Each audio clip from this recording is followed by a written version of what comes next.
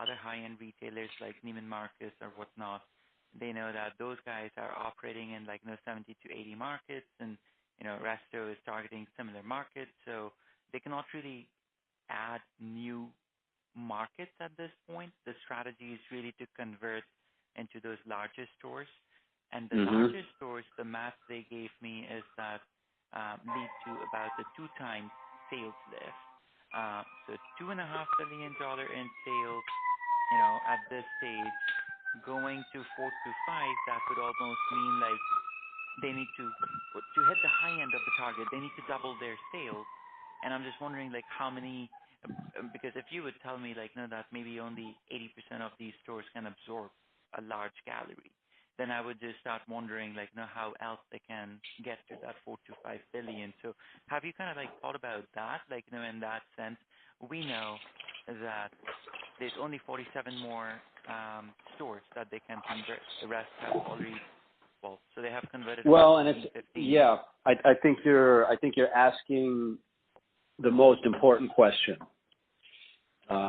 because that doubling of sales does relate highly to whether or not they can expand those full-line design galleries. And it's not necessarily 47 stores, because some of those stores you'll have 2 or maybe even 3 that are in the same market. I think Los Angeles is a pretty good example of that strategy, where when they opened up the full-line design gallery down here, they closed two other galleries. So that's the question that I would keep asking of the executive team is, let's talk about the specific markets that you're targeting over the next 2 to 3 years, and then bifurcate that in terms of where are new markets where you don't have any existing stores at all that you're going after, and then what are the markets that you're targeting where you're already there and you're either going to close 1 or 2 galleries and consolidate into the larger one,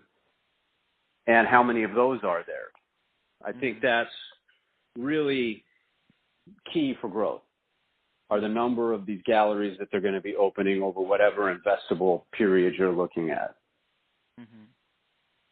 Okay. And they should be able to speak over, say, the next 24 months in particular.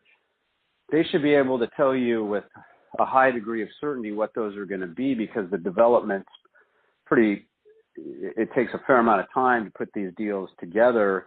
So anything that they're opening over the next couple of 3 years, they've probably already signed leases on them. Okay. I actually had a call with the investor relations person, and she did not have a very clear answer. But when I get a chance to meet the exact team, I'll definitely ask that question again, see if I get a better answer. Okay. Maybe just to move on then. Just I'm thinking an answer just on the sourcing model, because that's where you spend most of your time. What I'm trying to understand is kind of this, the model, at a high level seems super attractive. You don't have designers, you don't have manufacturing, so it's pretty asset light, and you have this huge growth goals. I mean, can you just tell me why Resto can do that and others should not emulate this model? Because it seems like you just need an attractive store.